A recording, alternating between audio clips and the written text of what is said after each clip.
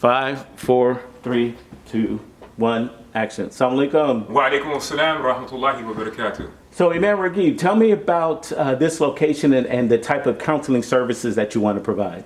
Excellent question. This center here, the Sacramento Islamic Resource Center, as you see in the background, we have several offices. So one of the things that we're going to offer the community here at this building that's 4301 Marconi Avenue on the corner of Marconi and Easton, we are going to have a once-a-month clinic where the Muslims can come in and check their diabetic level, their sugar level. Also, we're going to have a free clinic where you can get a basic checkup. We have a doctor and 2 RN nurses on staff. We are also going to be doing counseling for substance abuse, whether NA or AA. And we have certified counselors I'm one of them, on board to help us with that. Also, we are going to be doing family counseling for those who have went through physical abuse. We are trying to extend that to a women's shelter in the future, where women that's in transition. Also, our future, one of our future projects is to extend a transitional housing for those who are being paroled out of the prison.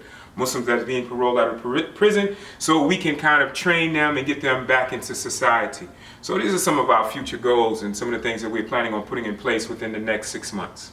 Okay, and I noticed within the community, within the neighborhood here, there's probably a lot of refugees. So what services, in addition to what you already stated, are there going to be any specific services for refugees, or is that going to be rolled into what you've already stated? Again, excellent question. It will be rolled into what we're doing. We won't directly target the refugee community. We are targeting the Muslim community at large. So whatever refugees that come through or that's in transition that needs help, we will hopefully have people on staff that will be able to break down the language barrier, so we can find out what their needs are, so we can fortify their needs. Because we do have our 5013C. We are a nonprofit, so we will be able to get state or county or government funds in the future to be able to help. I know that there's a lot of Islamic programs around that's specifically targeting refugees, so we want to try to come from a different angle, because it's going to be a lot of transition and they have a lot of cultural things with that. But the Muslim community at large definitely needs this service, because the substance abuse thing is really going through the roof now. So, okay. Yes, sir. Something you said about the prison system is really intriguing to me. How, and this could be for the video or not, I guess, but if someone's coming out of prison, how do they find out about this particular center to get resources? How do you get plugged into that kind of a... Excellent question. For the last 5 years since I've been here in California, I've been an employee of the Department of Corrections as a Muslim chaplain. So while doing that, I have found the inroads on how to list your institution or organization as a place of parole or probation, where if they have any type of, again, if they fall under any of the lines of the subjects that we are offering, or things that we are offering for them, they can actually be paroled here. So it will be listed in CDCR. And so once we establish the transitional housing, they can actually get paroled to the transitional housing instead of somewhere back in the neighborhood or something like that. Once that happens, then we will be able to get them back, inaugurated back into society, where they can know how to function, calm their tempers and all of that. So that takes a fine feather to do that, but inshallah we'll be able to do it. Alhamdulillah. And it sounds like a component of that also is going to be drug counseling. So just in case they're coming out of prison and they have past drug issues, you're going to be able to, or the center is going to be able to address that as well. Exactly. And if so, how? Exactly.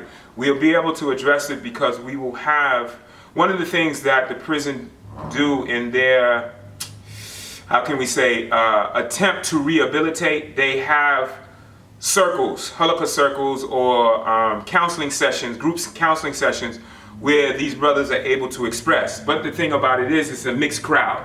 So you are in there with olderness, you are in there with Satan worshipers. You're in there with, all of these other different types of orientations. So what we'll be able to offer is for the Muslims to be able to come, sisters and brothers, to be able to come and speak on their troubles and also reinforce their Islam without getting beat over the head with it. So that is our goal. We're trying to make it as easy as possible for people to own the idea that I have a problem, because that's the first step. Okay, and I know it's a new center and all new centers need help, financial and otherwise. What kind of, as far as reaching out to the community, what kind of assistance would you want to reach out for? Money, contractors, engineers, plumbers? What kind of I guess I'm thinking if we want to get into come help us out. Yeah, we need all of the above. We need contractors. We need, because we have, as you see in the background, we have several offices, 4 on one side, 3 on the other, or 4 and 4. But we need office furniture. We need people to, even if you cannot give physical monies, maybe there's something that you can donate to the center that we will be able to utilize in the office. We are standing in front of where the Musalla is going to be for Juma services, because we will be holding Juma services. We will have Arabic classes here for the youth and the adults. We probably will start, since we are in an area where there are a lot of immigrant Muslims, refugees, we will probably do ESL, English as a second language. So we need chairs, we need tables, we need carpet. Anything that you think that we may want to donate, you're welcome to call us at 530-360-8639 or 530-360-8575. And if you would like to donate, because we definitely need money, everything, you got to have money. So we at the end of this video, we'll have a Cash App. It's Sacramento Islamic Resource Center in the Cash App, or PayPal, SAC Islamic Resource #7 on the PayPal. But you'll put the link up for them, and you're welcome to donate. We are 5013C.